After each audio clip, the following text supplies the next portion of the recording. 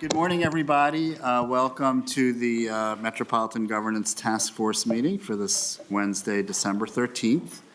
And we have several members joining us virtually. Senator Port, Mr. Reed, and Renee Pereira-Webb is also joining us as well. Virtually. So our first item of business is to adopt the previous minutes meetings. Do we have a motion on that one? Okay, Senator Dibble moves the minutes. Is there discussion? Mayor Hovland. Oh, okay, great.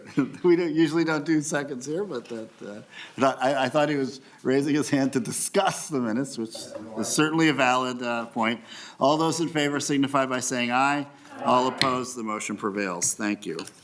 Wanted to just give everyone just a quick update on our public engagement meetings. I will compliment Kristen Beckman in absentia, and if she comes in, I'll compliment her again. But she did a great job in helping us to organize what I think was a very successful first public engagement meeting last Friday in St. Paul. And looking forward to tomorrow at noon in Lake Elmo. And again, thank you, Commissioner Bingham and Representative Weens for really, again, helping. It's so great to just have partners from this task force in the communities where these events are taking place. And we'll be in Minneapolis on Friday the 5th and Shakopee on the 9th. And I was at a meeting down in the southern suburbs with some local elected officials earlier this week, and they were already excited, Senator Pratt, for that one. So there's no other questions about these hearings. Again, appreciate the work that committee members have done. So for about a little from now till maybe slightly before 11, I wanted to, we'll have the last of, I think, our series of conversations about different options and processes. Again, I want to, for governance, and I want to emphasize these are just examples. We had the two communities present, Portland and Denver. Of course, there's many other models besides those two, but we had them. We also had a conversation about staggered terms, and I think the last in this series, and of course we've had citizens come and present other ideas as well, but sort of the last in this series of kind of informational presentations and options for the committee is today before us. And the Senate position, and I know the House members may not have be as familiar with this, so because the Senate did hear this idea. The Senate position, in fact, last session was to have a home rule charter process for Metropolitan Council governance. And we sort of mentioned this in the bill as an example. You know, the bill that created the task force didn't mandate that we talk about any particular solution, but we named a few as examples. And so a home rule charter process was an example. And so we wanted to kind of conclude our conversation about options with this, again, because it was fairly elevated in the Senate. And I think for the purposes of not only the House members, but also other committee members and the public, we should understand what this is. It's a bit complex. It's, however, you know, as I've learned more about it, you know, it's something that other communities have used and certainly local governments have used. So, so we will have that presentation and we'll have a similar format as we've used before. We have a panel of folks that will be joining us all from out of town, so they'll be joining us virtually.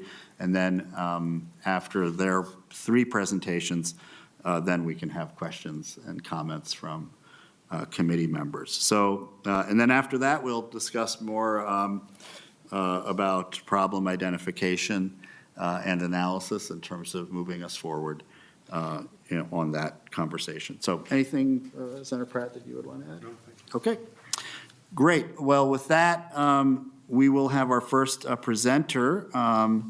Professor Nestor Davidson is from the Fordham School of Law, Fordham in New York State, New York City area, I believe.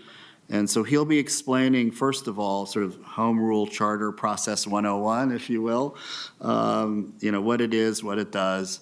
And I think that'll be a good first testifier to ground us in this concept. Is Professor Davidson on the line? Professor Davidson, welcome to the, okay. Professor, I want to welcome you to the Minnesota Metropolitan Governance Task Force. And you're joining us virtually so we have two big screens in the room. And welcome to our committee, and please state your name for the record and proceed with your testimony. Thank you, and please let me know if you have any trouble hearing me. You're coming through loud and clear, and we can see you very well as well. Terrific. So wonderful to be here. Thank you all. My name is Nestor Davidson, and as was just mentioned, I'm a law professor at Fordham Law School in Midtown Manhattan. Although working from home today, it's grading season, so we tend to hunker down.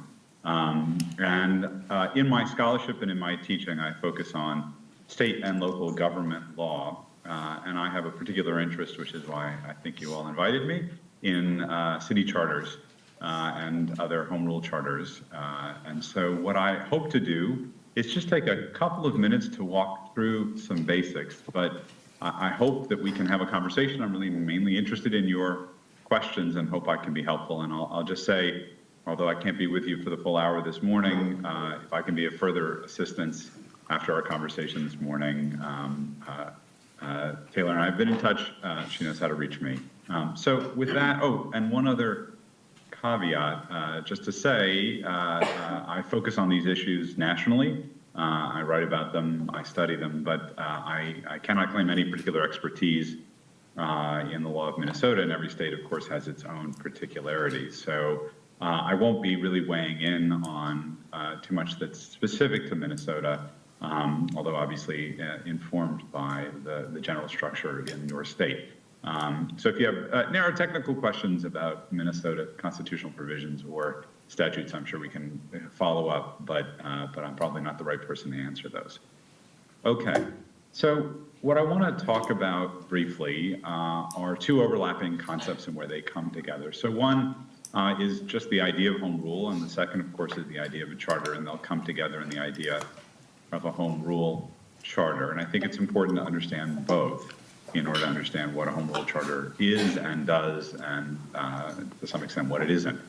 And so home rule, and this may be familiar ground for many of you, but just to level set, home rule is generally a combination of constitutional and statutory authority for political subdivisions of a state. Not all states have home rule, and not all states that have home rule have the same home rule for all political subdivisions, all local governments. And in the states that do not have home rule, they're called Dillon's rule states, all local authority has to be traced to specific legislative delegations. And courts generally tend to read those delegations narrowly. So what does home rule do then on those questions of authority? It's really a matter of clarifying both to the political subdivisions themselves, whether that's a city or a county or in some instances other kinds of local governments. And I understand that Met Council is unique in so many ways. The scope of authority, so that one doesn't have to look necessarily to parse the fine-grained details of a specific question on a specific area of policy. There can be a general delegation of authority, of course, subject to limitations in that as well. And home rule across the country, there are patterns of limitations in state constitutions and in implementing legislation. Local governments, for example, are often prohibited from having authority over what's called private law, which is basically the kind of core, for those of you who are lawyers, the kind of core first-year curriculum of contracts and torts and the like, so that we don't have different rules for contracts in one part of the state and another. But those tend to be read fairly narrowly. And then home rule also tends to say something about the relationship between legislatures and local governments or other home rule jurisdictions once that basic level of what scholars call the initiative function is set out. And generally, home rule in most of the country doesn't set constraints on the ability of the legislature to modify, limit, shape local authority through legislation. And that's an important design feature. There's some models in a few states where through constitutional home rule, there are some constraints on states, but that's not the most common model. The most common model really seeks to clarify the scope of the power to initiate policy, but reserves to the state the authority to modify, obviously subject to normal state constitutional constraints, special laws and the like. So then what are charters? So charters are the means through which in many states home rule is instantiated. And charters are really like local constitutions, and I think it's a useful way to think about them. So charters, like state constitutions and like the federal constitution and like constitutions internationally, are means through which a governmental entity structures itself. And actually, it's not all that different functionally from, say, a corporate charter or the bylaws of a different kind of entity, although I do think it's importantly different in the public context. And so charters tend to do two critical things. One, they tend, in states that use the charter process to effectuate home rule, they tend to lay out the scope of local authority that a local government or other political subdivision assumes for itself. And in some states, there are population thresholds or other triggers, but it's often a process through which a local government becomes a home rule local government. And then, although one doesn't need a charter to do this, and not all local governments have charters, charters very usefully consolidate and clarify the structure of local government and the structure of local political process. So everything from, for a typical city, questions of weak mayor or strong mayor, the power of a city council, the relationship between a mayor, if there is one, and obviously not all local governments have mayors, the relationship, questions of appointment for administrative agencies, removal, all the kind of basic 101 structural constitutional questions that, again, you see at other levels of government, and the same with respect to questions of political process. So charters very often will address the process of election, districting, if that's how the relevant local government is structured. And so they're very useful, and I've written a little bit about this in my own scholarship, for coalescing, for being clear, for being transparent. And for good government groups, that argument has had a lot of sway for more than a century. So that if you want to understand the basic structure of a political subdivision, having that all in one document really has great advantages, and I think that's how most local governments operate. The last thing I'll say, and then as I said, I'm really looking forward to your questions, and I'm happy to take the conversation in any direction. I think charters can, and when they work best, really do serve as a moment, as constitutions tend to do, of community building, of clarification, of sort of asking a community, asking a political subdivision, the people of a community, what is most important, how do we want to be governed? You know, the state often has great discretion in how they structure the mechanism through which a charter is adopted or amended.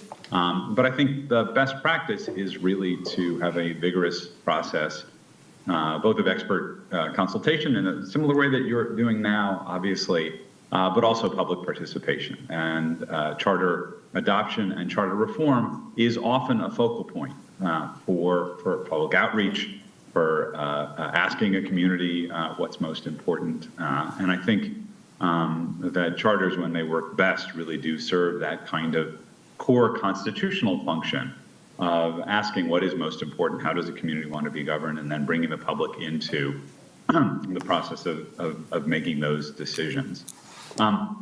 So I've talked for about 10 minutes. I'll stop there. Taylor had suggested I just be brief in my opening.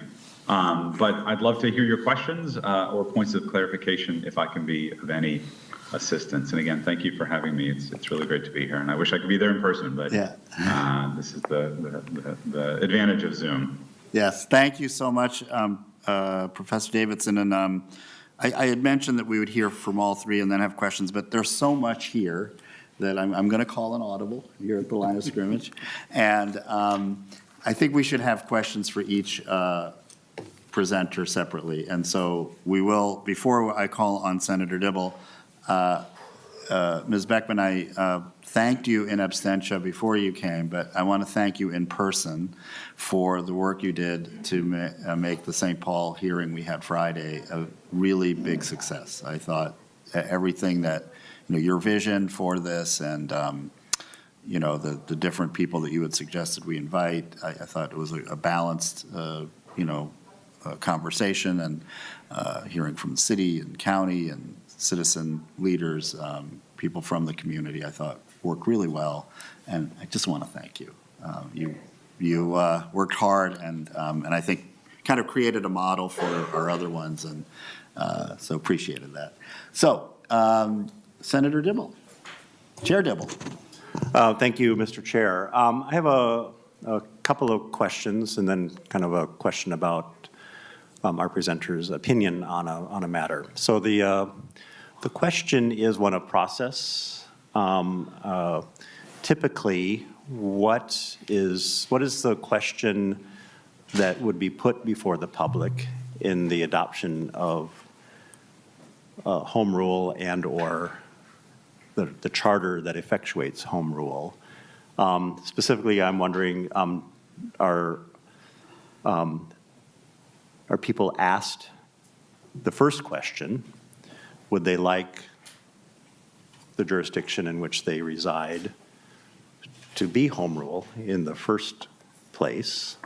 And I assume in all cases, regardless, the charter that would be developed to effectuate home rule is a function of a vote that ratifies that charter, similar to the Constitution. So the power derives, as it were, like our Constitution and everything, all the power that flows to government through the Constitution, all power that flows through the charter originates with the people, a vote of the people. So I'm wondering, A, what is put before the people, one or the other or both? So that's the first kind of stage-setting question. The second follow-on question, if we can track this, is what is typically the process? Would it be established that an entity A will be a home rule entity, subdivision, political subdivision of the state, and a charter first developed before any vote is put to the people? Or does the establishment of home rule occur and then the details of the charter are developed and then put before the public? And then I have a follow-up question to that. Excellent. Okay. Did you get all of that, Professor Davidson? I think so. And again, I'm going to issue the big caveat of my unfamiliarity with some of the procedural details in Minnesota. And so I'll speak in general. And I will say that you can structure the process to ask the question, yes or no to home rule. Most often, that question is subsidiary to the should we adopt the charter. And so the questions are essentially together. And if the charter is adopted, then home rule flows from that. But it is certainly possible to adopt a charter without adopting home rule, at least in some states, and I am not sure whether there is that kind of bifurcation in Minnesota. But in general, typically, in many states, the questions go together. And so that leads to the second question, which is what is the process? And again, it varies from state to state, but typically or often there will be authorizing legislation, and it can be general or it can be specific. In many states, there's general authorization. In some states, and I think this is how Minnesota works, there is often a specific delegation of authority to create a process, and that usually involves the creation of a commission, and then legislation can be more or less prescriptive about how that process plays out. But it's very common for these kinds of charter commissions to hold hearings, to bring in expert testimony, to engage the public very vigorously. In some instances, there are drafts released before a final vote. But again, as with constitutions, ultimately it is, in many instances, although I will say not in all states, in some states the state legislature will impose directly a charter, but in most states, as you say, it's an important aspect of popular sovereignty to vote on and take the affirmative step of adopting a charter. And I think there was one more question about my opinion, but I'll just say I think that's important both theoretically and also for the legitimacy of a process. But again, in some states, the state will simply impose a charter. But I think that's been a very contested provision in some states, and I think the better practice is to make this an exercise of democracy and popular sovereignty. Thank you. Senator, Follow-up, your questions? Yeah, follow-up, Senator. Yes, that did answer my question. Then you actually anticipated my follow-on question, which was in the view of those who would advocate for this form of governance and structure for local units of governments, political subdivisions, does this confer a measure of legitimacy And again, to that? I think there's an argument on both sides, but certainly I think there's a strong argument for the importance in the same sense. And this is just my own personal opinion. There's no consensus. I'm an academic, so I'll issue that one more caveat. But I do think, like constitutions at the state and federal level, the act of adoption has a critical public component. Thank you, Senator Dibble. Senator Pratt. Thank you, Mr. Chair. Since we're going to do some questions, I wanted to ask specifically about a comment. You compared charters to be like local constitutions, and you also compared them to corporate charters, and then said there were important differences between those. And I was wondering if you could maybe highlight some of those important differences. Great, terrific question. So Great question. what I mean by charters having some similarity in the public and in the private context is that these are all documents that structure an entity, that lay out very helpfully questions of authority, questions of process. And if you've tooled around in corporate laws, it sounds like you might have, you see that they have the same kinds of functions. What's the board? How many board members?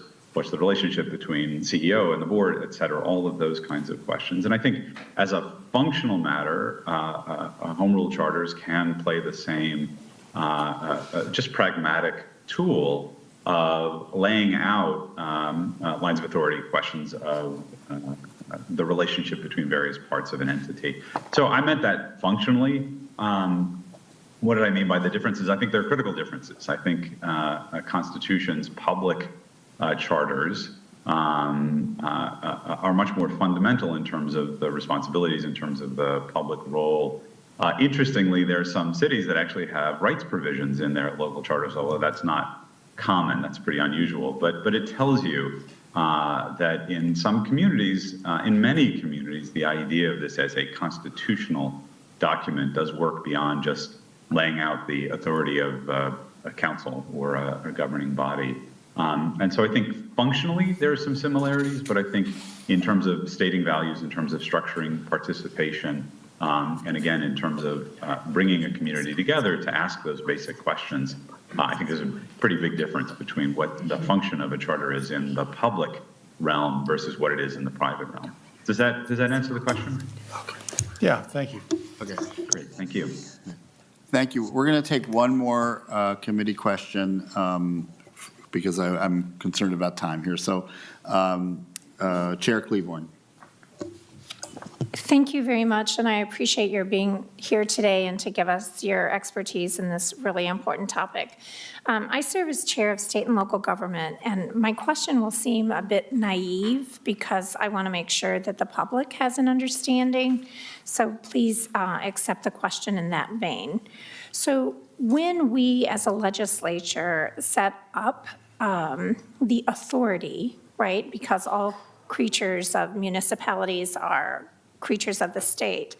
When we set up the ability for home rule charter, is there an obligation on the legislature for fairness? Meaning the parameters that are set are either one size fits all, or are we able to set up home rule charter entities that are wholly distinct and different? So not everyone treated the same. Thank you. Yeah, no, good question. And if I understand correctly, I mean, I think there are a couple of important principles in there. One, of course, is just a general norm, and this is true, I think, in every state of equality. So treating like entities alike, but also treating entities that are distinct in light of their distinction. I can't weigh in, or I don't have an opinion on whether there are any special laws constraints, but certainly it is common for, even in states with very strong jurisprudence on the special laws constraint, for there to be individualized authority to set up an individualized process. And again, my understanding in Minnesota is that there are statutes that create local charter commissions and the like. But I do think as a general matter, there's always a balance between the overarching commitment to uniformity, but then the reality that if you've got a particular charter for a particular entity, if a city is different from a county is different from another entity, as long as the general category is treated the same, I think there is some latitude, or at least in the states that I've looked at, there's latitude to respond to those particularities, as long as there's nothing unfair about any distinctions that are made. Does that answer the question? It's a little bit abstract, but I Yes. hope I answer that. Yes, thank you. So if I heard you correctly, it really depends on what we as the legislature enable. For the most part, we need to be fair, overarching, but at times we can make exceptions. Is that based on the need? Well, I wouldn't describe it as an exception to fairness. I think fairness is a core principle. I would say that it is fair to respond to the distinct circumstances to the extent the law allows, and I think there is latitude there to say that, if imagine you've got a process to adopt a charter in a city and another process to adopt a charter in the county, those are very different kinds of local governments, right? And so it's not a question of fairness, but more a question of practicality to say, okay, cities are structured differently from counties, and so therefore we might have a smaller or larger commission, et cetera, et cetera. And I think that can be, I think keeping fairness front and center is really critical, but also recognizing that the state, and I think the state does this, can take into account the goals, the purpose, the particularities of a given circumstance. I hope that helps. That's awesome. Thank you very much. It helps a great deal. Great questions, members. If we'll be very brief here, Mayor. I know this is important. You're an important voice here, so let's do one last one. This could be for you, Mr. Chair. Okay. And just so I think the professor has said that we could contact him. I know you want to keep moving. No, but Mayor, you have the floor. Ask any question you want. Okay, thank you, Mr. Chair. I saw your hand up, and I wanted to make sure you had a chance All to right. get your question in. Professor Davidson, in your experience, what is the, why consider a change to a charter form of government? What is the fundamental issue you see governments or some other form of local government or people attempting to address when they consider in a well-established, long-organized form of representative government? Here we have our state's been in existence since the late 1800s. This Metropolitan Council has been in existence legally for almost 60 years. What are the fundamental issues you see being attempted to be addressed when you consider a charter form of government? Nice narrow question to end on. I'll just highlight two. I think for local governments that don't have a charter and adopt a charter, that function of being clear about responsibility and structure and process can be important. That's very different if you already have an existing structure, but often that's a moment, even if you have a longstanding structure, to ask those basic questions, which I gather this commission is doing now, and I think that's terrific. And then the other, again, is to be clear about the scope of authority, subject, of course, to state oversight. But I think in many jurisdictions, the interest in adopting home rule and having the advantages of the sort of extra measure of clarity that brings can be a motivating factor. And again, I was serious. I'm happy to follow up. I'm easy to reach on the Fordham website, and Taylor has my contact information. So I know you have other speakers, and I'll close there. But thank you again for having me. Thank you so much, Professor Davidson. Really is a great way to kick us off on this conversation. So we have two more testifiers, and hopefully I'd like to kind of wrap this up around 11 if we can, a few minutes before, a few minutes after. That's 11 Central. Our next testifier is Mike McKeever, and Mike is the former executive director of the Sacramento Area Council of Governments. So maybe you could ask him a couple of COG questions if you want as well. But he's really here to discuss the creation of Home Rule Charter, and I think worked in Portland on that, but specifically how local governments were involved in that process of creating the Home Rule Charter. So Mike McKeever, welcome to our committee, and please state your name for or a task force. Please state your name for the record and proceed with your testimony. Thank you very much, Mr. Chair. Mike McKeever, I'm retired. I'm living in Sacramento, still have a second home in Portland. My career was basically geographically in two halves. The first part in Portland, where I started, ran, and sold two urban planning consulting firms. Our clients were primarily cities, counties, and special districts, and our market brand became the firm that they would go to when they wanted to do things together, which unfortunately was an uncommon rather than a common act at that time. And so I had a lot of experience at the regional and sub-regional level working with those local governments. I came to Sacramento on a business deal about 25 years ago, had a consulting job with the SACOG, the Council of Governments, to manage a big regional growth management visioning process. After having done that for 3 years, I say they demoted me into the corner office, and then I was the CEO for 12 years. Tried to retire, but a friend who had been the president of the Senate in California was termed out, became mayor, and tricked me into staying on with him for a year or two to be his chief of staff to set up his term as mayor. My focus today is on our role in the Home Rule Charter process in the Portland region, which honestly was one of the peak experiences of my entire career. The regions of Portland and Minneapolis-St. Paul have some important similarities. One is that neither of them are traditional councils of government. They're really two of the only ones literally in the entire country where that is true. For decades, your agency has been run by a governor-appointed board, and in Portland, the agency was run by a directly elected board. What was common to both, I think, is the the weakness of the structural connection to the ground, to the cities, counties, and special districts, and that's going to be a theme of my presentation.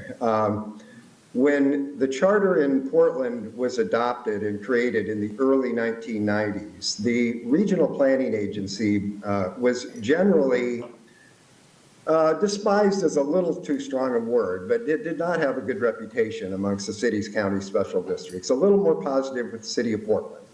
But generally, they thought its elected board were who they considered to be sort of second-rate politicians who looked down their nose at local governments and really didn't want to have much to do with them. And so when the home rule charter process was begun by the legislature, they initially panicked.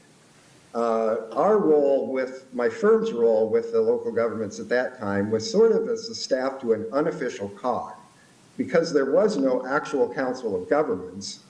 Some of the more forward-thinking city managers and county executives had formed an informal regional committee, which I and my firm staffed, of regular meetings of these local governments to identify common issues and ways that they could act together. They initially responded to the legislature establishing this home rule process, which was first to determine whether a home rule charter should go to the voters, and if so, to write it, with horror, because they thought that it was really intended to expand the role of a government that they didn't have much respect for. And my current clients came to me and our firm and said, would you represent us in that process? And I said, well, if your goal, we're a planning firm. And by the way, we believe in the value of regional action. And if your real goal is to kill that process so it never gets to the ballot, you need to go elsewhere, because that's not who we are. They said, oh, of course, Mike, we want to be constructive. Will you please, will you work with us? And that set us on a journey that was just fascinating. The Charter Committee itself was chaired by a man who had been the Speaker of the House, two or three-term Attorney General, had a reputation for fairness and inclusiveness. Politically, he was a moderate Democrat, but his reputation was just being a very fair person. And he set the Charter Committee on a very deliberate process, which frustrated some of his members who wanted to move faster, but ended up being part of the secret sauce. And the reason I'm a fan of home rule charters is not necessarily the charter per se, but the process in the Portland area that it created, which I think was completely transformative for the future of that region. The committee itself was an eclectic bunch of 2 or 3 lawyers, some CEOs of business organizations. A man who ended up being absolutely central to the process was a plumber from one of the working class suburban counties who just had a common sense voice and ended up being a real center when he decided he was supporting this and it was going to go to the ballot. So what we did after the process started, because the committee was going very slowly, is we set up a very rigorous process of bringing in the city managers, the county executives, and service by service, function by function, going through the possible roles for the regional agency. And everything from garbage collection to land use planning, growth management, transportation, all services in between. And we asked them to define how they currently do it and then decide whether there was a better way in the future. A fascinating process, and almost on every service, they decided that in theory, there was a bigger role to be done at the regional level than was currently being done that could improve either the effectiveness or the efficiency of that function. But they said, not with this regional government. We will never support empowering this regional government. So it was smart that we started with function and then moved on to form, because we got them to set aside the issue of the structure of the government. And that by the time we got to that, they had already decided that there was merit in doing much more regionally together. And so the charter that they ended up supporting didn't establish a COG, but it essentially structurally established a COG underneath the directly elected regional board. So they had a structural, permanent role. It was largely advisory on planning issues, but that's strong soft power. When you have to take an issue through the local governments before it goes to the elected board, they had a lot of influence. And then they even had some actual power where if they wanted to transfer some services to the region, they could recommend to the regional board to do that by a supermajority vote. So it was very unusual, very powerful. They ended up almost completely running the table with the charter committee. The charter committee was just stunned that they came to them with such what they considered a progressive proposal. The one thing that they wanted was professional management, a classic city manager kind of a role, and the charter committee choked on that one issue. And my clients had to think very carefully about whether they were going to support the regional charter anyway, and they decided all in all, it was worth the guaranteed institutional role that they did not have in the current version of Metro. And so they unanimously supported the charter. It went to the ballot. It passed. Robert may remember this better than I think it passed with 81% of the vote. I don't think there was any organized opposition to the Metro charter when it passed. And my opinion is that it has been very highly successful, and the role of the regional agency has grown over time. Especially in funding, housing, and other parks and open space and other services. And I don't think there's been any serious move to revoke the charter or substantially amend it. Ironically, 8 years after it was passed, the Metro Council itself took a charter amendment to establish a professional manager required for the organization, and it passed. So the local governments ended up getting what they wanted. I'll just say, my time's about out here, I'll just say briefly, when I came to Sacramento and I was the executive director of a COG, we did a lot of innovative things. We became, our brand was innovation. What we did led to a very big state law requiring the regional agencies to link housing, transportation, land use, and air quality planning together. It influenced the Obama administration in their program to better coordinate HUD, transportation, and EPA behavior. But I saw firsthand how difficult it is in a traditional COG to really be excellent at all times. It too often takes on the flavor of a trade association where you sort of pay attention to the squeaky wheel, and your goal you're governing to is really to keep everybody happy as opposed to do your best. And so I think the magic of why Portland has worked so well is the tension between the directly elected board and now the institutionalized role for the local agencies, where they sort of have to work together. And so you get the best of both worlds. You get the practical knowledge that the cities, counties, and districts who are so close to the ground and the people have, but you also get the ability to be a little more visionary, creative, and edgy by the directly elected people who are coming from bigger districts at the regional level. Nothing is perfect, but I really think that healthy tension between the directly elected board and the local level directly elected people is really healthy. And in conclusion, I would just say, keep in mind that the issue of direct election and home rule are two different things. You can obviously have an appointed board without direct rule, and you can have a directly elected board without home rule. So they can be connected, but they're not the same thing. Thank you very much. I'm sorry I went longer than I intended to. I'm glad you did, because that was very, very insightful. And you know, before we get to questions, I especially appreciated your, addressing, the role of, local governments in this process, because, we do have a lot of, even though this is a legislatively mandated task force, there is a lot of interest and discussion about the relationship between, metropolitan governance and local government. So I appreciated that. let's take a couple questions. I'm going to call on Chair Cleavorn. Chair Cleavorn is our chair of our State and Local Government Committee here. And then we're going to have Scott Dibble, who's the chair of our Transportation Committee, and someone over here, and then Representative Weens. So let's take those three, and then we'll move on to our last testifier. Madam Chair. And this is really more of a comment to make sure that I've heard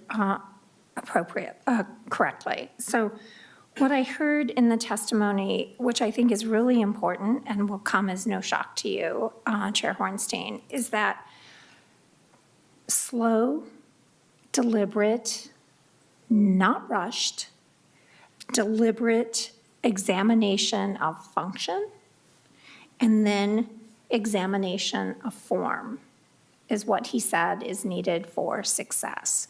So, we're trying to do a lot of work in a very short timeline.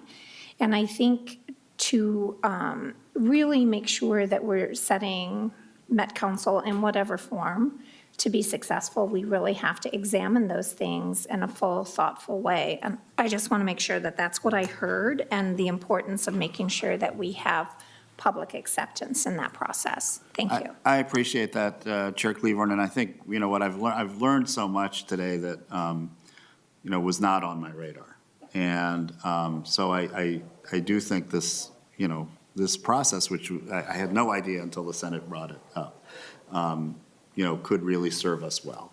And so I think this is really a great, I liked a lot of what has been said so far by both of our testifiers. Senator Dibble. Chairman Dibble, the chair of our Transportation Committee here. Thank you, Mr. Chair. I'll agree with Representative Claiborne in one sense and have a nuanced observation in another sense. On the one hand, I agree that a deliberative process that involves the public more meaningfully is in order. I don't think, I do, however, at the same time, recall that we've had something like 7 examinations and reports on this question put before us over the past decade plus. So we're not exactly rushing to a solution here. So with that, I really resonated with the phrase strong soft power. And I think we'll probably hear a little bit more from Mr. Knight about how local units of government are structured and interact in the formal ways that Mr. McKeever just described. But if Mr. McKeever, or maybe we can wait for Mr. Knight. I want to understand better. Mr. Knight did present to our committee when we had the proposal for home rule charter that would eventually lead to effectuation of the charter through direct election of the charter, and then subsequently, the structure of the council to be elected members. But I'm very attracted to how Portland doesn't deal out of the picture and out of the question real interaction, meaningful interaction that has leverage and power with local units of government. I don't know if Mr. McKeever wants to expand a little bit more on how that works. Well, I'll be really quickly here because I know you're short on time. The part of how that has worked is that 3 members of the Metro Council, the elected board, sit as ex officio members on what's called the Metro Policy Advisory Committee, which is the local government equivalent, as close to the equivalent of a COG. It sits underneath them. And so that helps it helps the communication, and it helps to increase the odds that whatever is passed forward with the recommendation from the local government body will work and get the support of the Metro Council as well. I'll leave it at that. Okay, thank you. And then we have Representative Weens, and then we'll move on to Mr. Liberty. Representative Weens. Thank you, Mr. Chair. Mr. McKeever, fascinating. Under your topic, form follows function, and very similar to Chair Dibble, I haven't heard the term soft power by Joseph Nye for quite some time, and I'm intrigued by it. But just kind of in a setup for my question, you described a little bit about the dynamic tension you thought that was healthy between the elected board as well as elected community members, and that there's a collaborative nature to this. The however piece is using the soft power of the COG-like organization to encourage communities to develop or do whatever it is that you want. And the however piece is you could use hard power with, I think you said, a supermajority of the board. Could you describe that a little bit further and maybe give an example? Yes, two answers. One I want to clarify. On planning issues, the hard power remained always with the directly elected regional board. And the local governments supported that. They worked on that issue. And you have some of this in your statute, I think, as well, where you have regional plan that has some, I wish I had a better verb than control, but has an ability to shape local plans. There's a lot of that in the Metro Charter in Portland, which the local governments supported.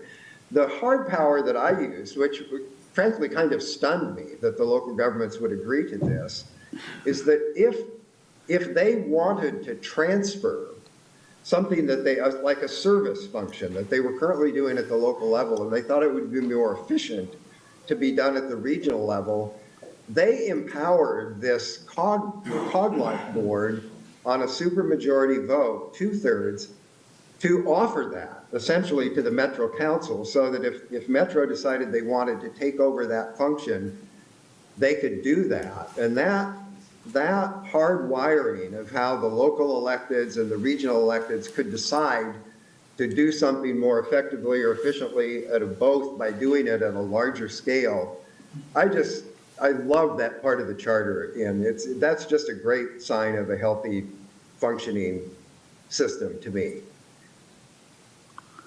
President Weens. Mr. Chair, Mr. McKeever, thank you very much. That's illuminating. And I want to give the last word to Chair Cleavorn. Thank you. And I want to kind of take this away from our Met Council conversation just so I can make sure that I understood that last part. So let's say we were out in greater Minnesota, a space where Met Council does not operate. And we have all of these local governments that have problems with their sewage treatment plants, let's say. And so each of these really small communities decide that they want to put into place this charter. And they would come in and give this charter the space that you're talking about, that hard power, with an elected board. That elected board could then say, listen, all of you small communities, we are now going to take over all wastewater management in a regional way. Is that what you mean by they can take on authority to do something? Well, if I understand your question, you're talking about smallish jurisdictions that are currently outside of the boundary of the Metro Council. Right, I'm just saying we're forming a new entity, right? So I want to take it away from the Met Council conversation so everybody can hear more clearly what it is you're saying. So those small local governments that are not currently part of Met Council decide to form their own Greater Minnesota Council to deal with, and they say we're going to have this small board of elected people. Then those small board of elected people could then go in and say, hey, cities, we think we can handle wastewater treatment better than you, so we're going to set up regional wastewater treatment. I'm just trying to make sure I understand the process. Well, I feel like I'm slowing this down, but I really want to make sure I understand something because it's fundamental. So you're talking about small jurisdictions outside of the current boundaries of the jurisdiction of the Metro Council, essentially setting up their own regional agency. Correct. I'm not talking about them being annexed into the Metro Council. Correct. You're talking, Yeah. well, so this, what I'm calling hard power option, it's not inherent to a home rule charter. I mean, it's how the people in Portland decided to structure theirs. But that would only happen if they decided when they wrote their home rule charter that they wanted to do it that way.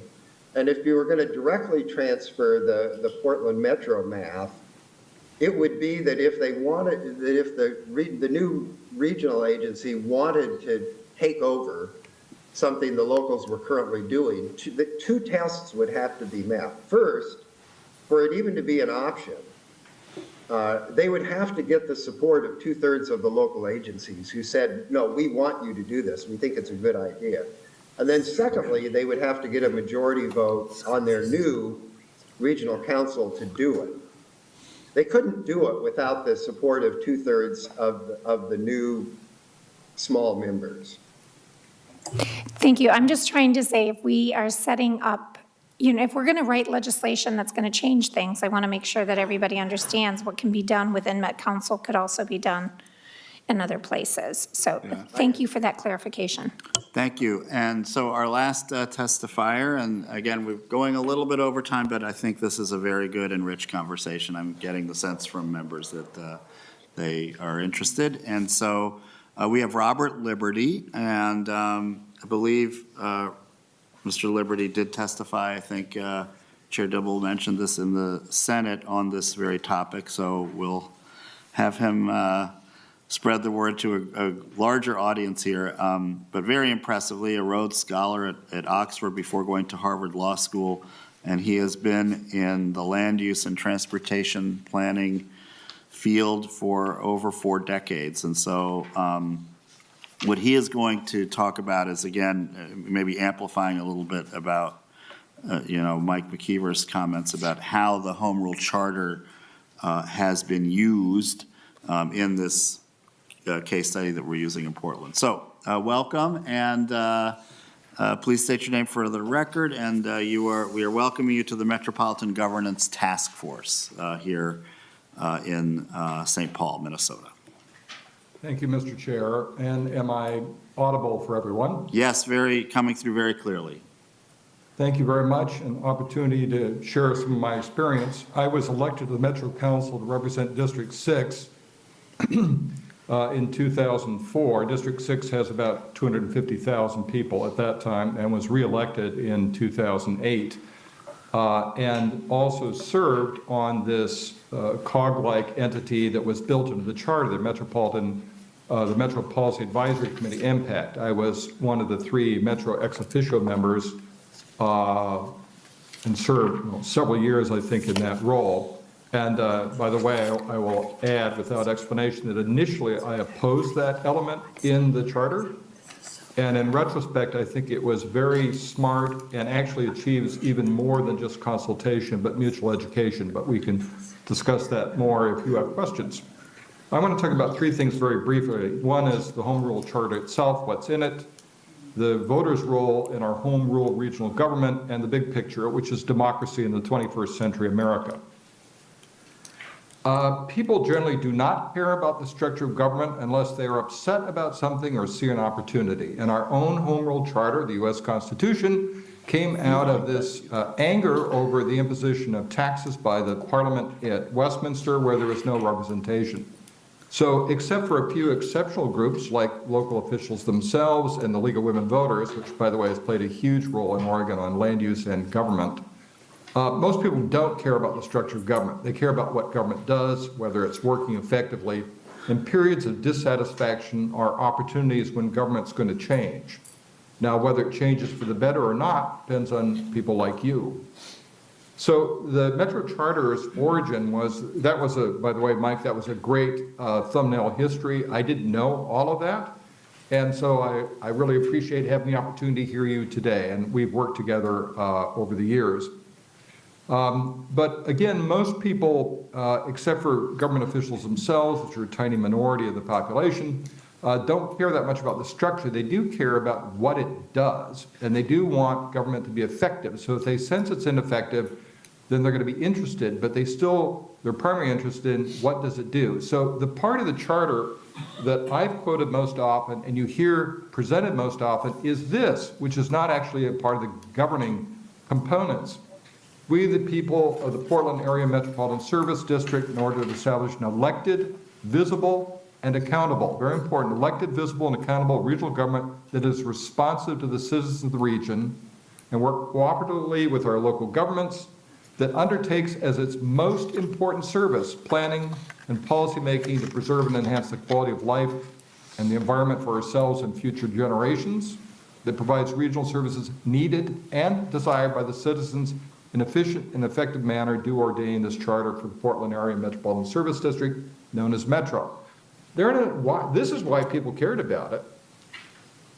This is why they cared about it. What is it going to do? We care about the environment, care about quality of life, and we care about efficiency. And of course, underlying that is we expect government to be accountable to the voters. Charter's not perfect, by the way, but overall, I think it's pretty solid and been effective. Now, who gets involved? I think Mike was accurate to say that up until these charter changes, the people who served, who were elected Metro Council were maybe second or third tier leaders. But things have changed a lot. This is the current Metro Council, 7 members. First thing I'd point out, 3 are women, 4 are men, 3 are minorities. So this is actually close to representative of the region now. What kind of background do they have? Well, you have a former city councilor, a former county commissioner, a former state legislator, 2 people whose careers have been in nonprofit advocacy, and people with background in business and in consulting. So it's a pretty interesting mix, I think broadly representative, and their politics, as I experienced on the Metro Council, does not run from A to Z, it runs from about A to D. It's pretty much reflects a metropolitan view because these districts are large, now over 250,000. Who have been the presidents of the council, and one of the important changes to the charter that the council itself initiated was to get rid of the elected executive, to have a chief operating officer, and to have an elected council president, not to have a separated executive and legislature, but combine them, which made a lot of sense, passed very easily. Well, who's gotten elected?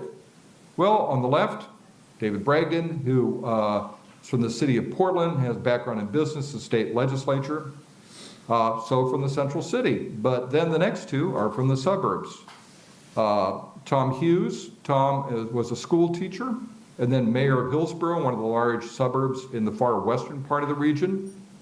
Definitely a centrist politically. And then Lynn Peterson, who comes from a suburb to the south. So not dominated by the city of Portland at all. And again, reflecting kind of broad, kind of center-left political perspective.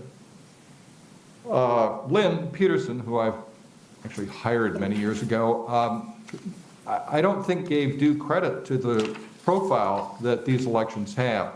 Let's look at the primary election, last primary elections of Multnomah County. Now, Multnomah County, only a part of Multnomah County is in Metro. The 3 counties, only a small share of the total land area is in Metro, but it's about 44% of the electorate. And I didn't want to go through and assemble all the votes across the county. So we'll pick this one, which includes the city of Portland. All right, in that election, yes, the county commission chair, it was 4 serious candidates, each of whom had a significant campaign, got the highest number of votes. Now remember, Metro is about, there's a chunk of the county that's not in the Metro political boundary, so there's going to be a lower vote total in any case. But coming in second is the Metro Council president at 178,000 votes, higher than the governor of Oregon. There was no incumbent. So there were a lot of candidates, but got more votes than the governor of Oregon race, more than the Portland City Commission, which is citywide race, and more than the United States Senate. So yes, this is high profile and attracts now people who are serious about politics and public service. Another thing, going back to taxation and representation, this is only a partial list. It's actually quite a long list of things that the people in the region vote on. These are operating levies and capital bond measures that have been passed or up for the vote at the regional level. And you can see there's been some rejections, and there were some in the past, but a lot of things that were approved directly by the voters. And interestingly, there were occasions when the city council would oppose a measure and its voters would approve it within their political boundary. So the signals that you get when you have a entity that is focused on a few services raises the profile of those issues, and then becomes the basis for funding and support and regional discussion. In fact, one of the last things I accomplished in the Metro Council was to secure the support from the Metropolitan Policy Advisory Committee to include housing as a regional matter, which we all know it is. It's one housing market. So, in fact, people run because they're interested in these policies. They raise the policy discussion about them, and it becomes a way of determining what is a regional consensus around important issues. Now, I want to finish by talking about the big picture. This is the big picture. Planet Earth. This is North America. What are those lights? Those lights represent the fundamental unit of social and economic organization on Earth and in the United States. That is the reality of how we live, how we work, how we socialize. There you are. Now, if the Twin Cities appeared from outer space overnight, would your instinct be to say, I know what we can do to govern this? Let's have 200 local governments chop it up into little pieces. That way, no one is in charge of the reality of the region. There is no responsibility, there's no accountability. And this separation of the fundamental basis of economic and social organization from the instruments of democracy is a very serious problem. And we've been ossified in the United States. Does that mean we don't have local governments? Of course not. They're essential. But this regional perspective needs to be connected up with democracy if we're going to face the very serious challenges coming at us this century. So home rule, and I think coupled with an elected council, will bring democracy's accountability to your regional home. Thank you. Thank you so much, Mr. Liberty. And so, members, we can take a few minutes here for some Q&A. Again, I think these were three complementary presentations that I think flowed together nicely. And again, I think the process of how this comes to be that Mr. Liberty spoke about, I think is important. So, Chair Dibble. Thank you, Mr. Liberty. I think I was referring to you as Mr. Knight earlier. I was confused. I'm trying to remember who It's a white knight. There we go.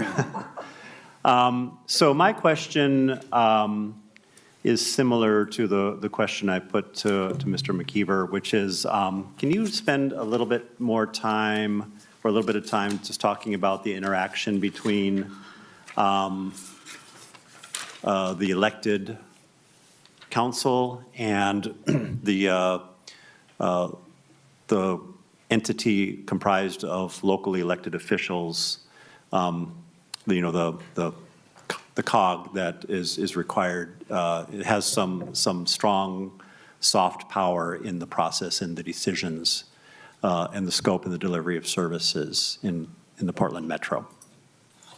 Certainly. In fact, I prefaced my comments by noting that when the charter was being developed, I was critical of the idea of creating an institutionalized policy advisory committee. We called it MPAC, Metro Policy Advisory Committee, that represents the cities and counties of special districts, and its composition is specified in the charter. You can look that up. And the local governments designate who's going to be the representative. So I was worried that would turn Metro back into a council of governments instead of having something that actually reflected the voters' desire at a regional level. But it worked. I became a convert over the course of about 2 years. Part of it was practical, politically practical, which is if you just do things without talking to people, naturally they're angry, even if they end up liking what you're doing, right? So just talking to people and having by the way, MPAC met for 2 hours every other week, twice a month, I should say. So it was pretty substantial, and it was big, and there was lots of staff there. So part of that is just human relations and courtesy and consultation, which is good values in itself. The second thing is that the evolution of MPAC started out as we want to keep an eye on Metro, which took a while to establish its political legitimacy, but those elections made it pretty clear the voters knew who they wanted and that this was another critical level of democracy. But they wanted to keep an eye on Metro. So there was this suspicion, and that's what motivated people to come. Like, what are they up to? And then what you saw, this is particularly true as people join Impact, like, well, I've got to go there and make sure they don't do something that hurts my community, is that in fact, they had a diversity of opinions and they educated each other. And they found out, no, not all suburbs, we don't actually use that distinction very much here now, but not all the cities outside the central city think alike, and some support these, or they have different ideas, or actually exchange things, or improve proposals. And that part of the consultation was really quite good and interesting. And you could watch as people served on Impact that their view about the local government often changed, which was, wow, I understand what it's for. So there was an effort when I was on the council, one of the affluent and powerful suburbs went to the legislature. They were concerned about some aspect of regional planning and tried to get Metro's authority reduced a bit. Well, the other local governments went to the same hearings and said, don't do that. And at one of the hearings, it was a pretty simple question. One of the legislators spoke to the local government representative defending Metro's authority and said, well, wait a minute, I've heard you come in here and complain about things Metro is doing. And that person said, I think it might have been the Mayor Wilsonville, said, well, of course I have complaints about what Metro's doing. Like I have complaints about the federal government, but I don't advocate abolishing it. That'd be crazy. We have to have it. And Charlie Hales, who testified, I think, at a prior meeting, made this point, and I think especially true for smaller jurisdictions, is you like to think you have local control, but think of that image from space. You don't have control over your destiny in a region. Your destiny is shared with other governments. And the only way you can influence them, either with soft or hard power, is through a structure like this. That's the only way. And to have the credibility, you need to be elected. So I ended up, even at times when I was frustrated with Impact, I ended up feeling that they were very important. I was grateful for the Charter Committee for having included them. I think I said this publicly, that I was mistaken. And I think that the evolution from a suspicious monitoring to an interested partner and positive partner has been really one of the great benefits of the structure in the charter. Thank you, Chair Dibble. Senator Pratt, and then I think Chair Cleveland, did you have a question? So why don't we have Senator Pratt, and then if there's no one else, we'll conclude with Chair Cleveland. Thank you, Mr. Chair. Mr. Liberty, I'm kind of curious. It seems like as we're talking about a number of the functions of the charter, those are things that could also be addressed through state statute. They could be addressed through bylaws. As one of our other testifiers kind of compared the kind of the charter to bylaws, and I'm wondering, if we want, as we talk about the Metropolitan Council being a creation of the legislature, and legislators being representatives of their communities. What I'm wondering is, as you've worked through this, and I understand that you're an advocate for home rule, but, couldn't a number of these issues, soft power, hard power, structure, couldn't those be worked out through the legislature and through the body's own bylaws? Mr. Liberty? Possibly, but the process of enactment, as Mike described, was very important for legitimacy and the quality of the function. And if people are unhappy right now, we just had a major charter change in Portland because people did not like what was happening in the city. And they said, the structure is not delivering the results, we'll change the structure. Actually, I don't think they paid much attention to what was in the change. They just said, fix it. If this will fix it, fix it. If you don't have that public vote and public engagement, it does not have the legitimacy. That was important for me as a Metro Council and my colleagues to be able to say, I'm elected by the same people who elected you. So, I'm expressing a view based on a democratic, confirmation that I represent the interests of the people. And having that as the process itself for the creation of the government is pretty important. So I don't think having a legislature doing it, it may achieve the same structure, but it won't achieve the same legitimacy. Senator Pratt, a follow-up. Well, thank you, Mr. Chair, and Mr. Liberty, I think you've touched on one of the key concerns as we have, urban and suburban members on the task force, is that I think legitimacy has a very different point of view. And I'm not sure that in not just the political environment that we see here in Minnesota, but the political environment, I think in general, has become more partisan over time. As we've seen school board elections and city council elections now getting party endorsements and nonpartisan offices have become quasi-partisan. I'm not sure that we could put together a council that would, or a charter that would meet the needs of both the urban and the suburban members. And that's why I'm less interested in say, the answer about the legitimacy of the charter commission, but more about the function. Couldn't we address those functions through other means than home rule? Well, let me go back to the sort of starting point, which is partisanship and a division within a region between cities and suburbs.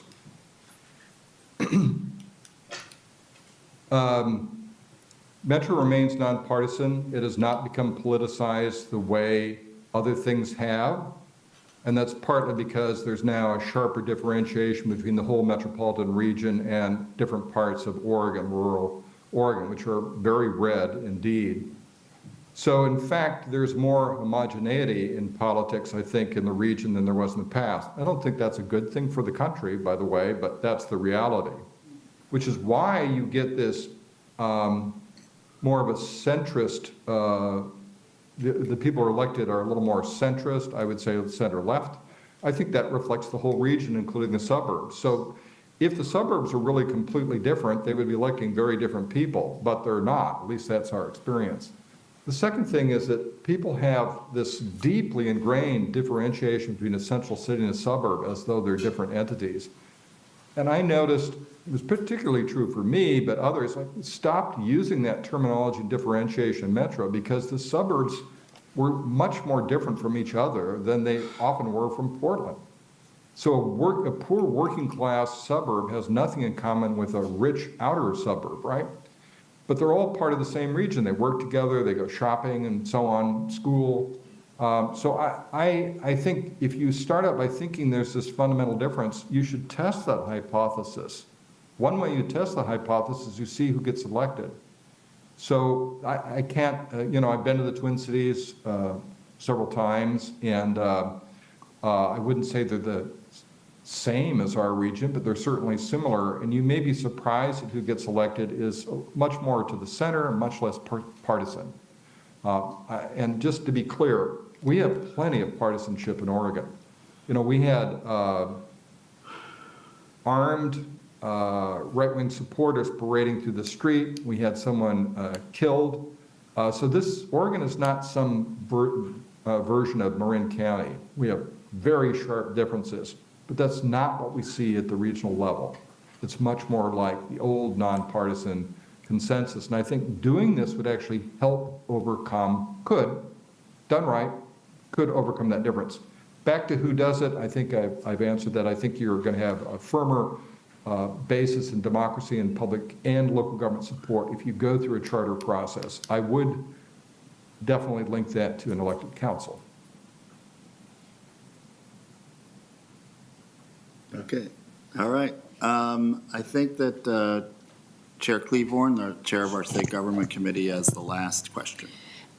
Thank you, and I agree mostly with what you just said. I represent a suburb that is viewed by many of my colleagues as being a very wealthy suburb, but in fact, the district that I represent is totally economically mixed. So I do agree that you cannot define the word suburb with one definition, and it would not fit all.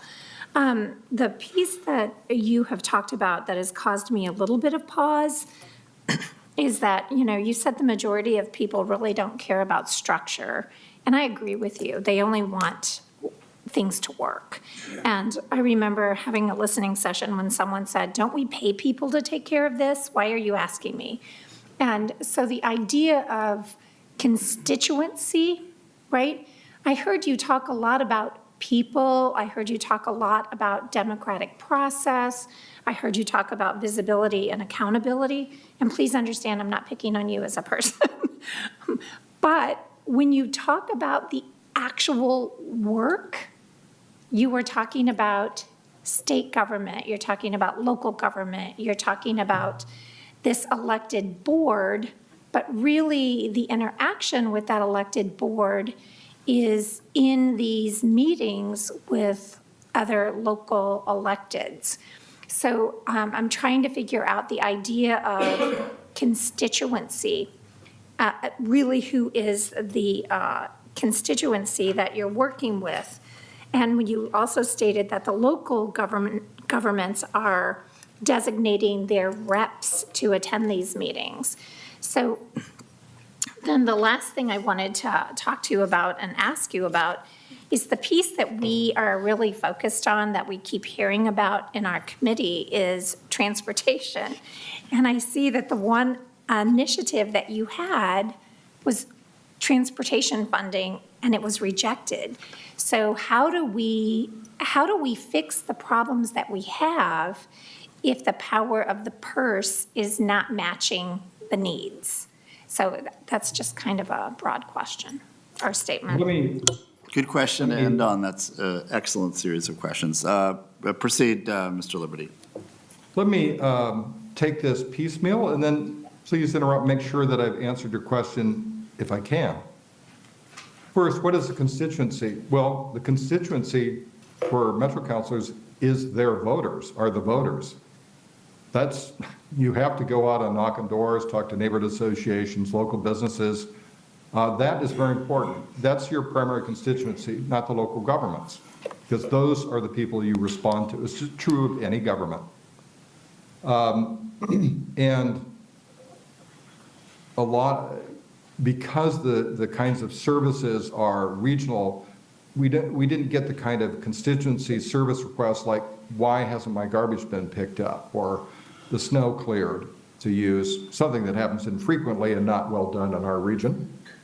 So it wasn't that kind of constituent service. But on the things we worked on, like planning and transportation, regional parks, solid waste, recycling, we also had cemeteries, then we did get a lot of questions. And we had a lot of advisory committees. In fact, Metro's was called Metro. So there was lots of endless consultation. But the constituency as a Metro councilor is the voters. The second thing, I guess, about, well, I can answer the specific question about the failure of the ballot measure. You might have noticed that on that same ballot was a $2.5 billion housing supportive services, and there are also local government bond measures. It had been targeted for passing funding measures, and when voters like me looked at the total bills, like, wow, that is a lot. So I think that was one problem. The second problem was the funding source included a payroll tax that was very controversial and generated a lot of opposition in the business community. And I think the third reason was some of the advocates who were supportive of investments in transit and bike and pedestrian didn't like the package, and so they voted no. So you had left and right voting no against the measure, but I think mostly it was just like, wow, that's a ton of money right on the ballot along with a lot of other things. Other measures have been voted down in the past, including parks and open space, but they've also supported many of them. So in fact, the voters have been willing to support things that local governments couldn't have been able to fund, like a regional parks and open space system, which, by the way, these measures usually have a segment developed by the local governments that funds local improvement. So parks and open space has a share of money that goes to local parks. And Metro's been very careful to say, going back to your point, that people don't care about the structure, they care about the delivery of the results, is that Metro has all sorts of cooperative arrangements in which local park districts manage open spaces or vice versa, so that it's transparent. Like, people don't care about who's in charge of this or that, like, just make it work. So I think that has actually been a good example. I'm not sure I covered everything, but I'm glad to try and do so if there's things you'd like me to clarify. I think you did just fine. Thank you very much. I appreciate your being with us today. Thank So, you, thank you, your service. Thank you, Chair Cleaver, and a big thank you to Professor Nestor Davidson, Mike McKeever, Robert Liberty. This has been a very illuminating discussion. I think you've given us a lot. Is there one more question? I'm sorry. Oh, Senator Port, I'm so sorry. I didn't see your hand. I will dispense with my little concluding comments. Why don't you ask our last question? Sorry about that, Senator Port. No problem at all, Mr. Chair. I'll be quick. Thank you. Mr. Liberty, I really appreciate this, the presentation that you've given us. I think we talk a lot about the Met Council not having sort of the transparency or accountability that we would want. And I really appreciate how you've drawn that to the legitimacy that comes through democracy. I think that's just a critical piece that I really have appreciated how you've discussed that. One question I have is the mission that you showed in the beginning. How did that get put together? Who worked on writing that mission statement? A charter committee. Okay. And the purpose of the preamble, I think, was to do exactly what you just saw, which is to create something that's a little more poetic and inspiring, and to focus on what that government does. So in our Constitution, we have a preamble that talks about forming a more perfect union. Then it gets down to practicalities. Yep. I think also that just as with our national Constitution, it was some good political thinking, right? Which is to talk about these values: accountability, democracy, responsibility, cost effectiveness, quality of life. A nice package. If people couldn't read anything else, they could read that. And then it gets quoted and used and actually serves as a reminder to the council about what they're supposed to be doing and to look at the big picture. So I thought it was smart politics and good policy. And you'd like to think the Venn diagram of those things always completely overlaps, but we know it doesn't. So kudos to the Charter Commission. Absolutely. Thank you, Mr. Liberty. Thank you, Mr. Chair. I'll hold there for now. Thank you. Okay, if you do have a quick follow-up, Senator Port, we could entertain that if you do. I'm all right. Thank you. Okay.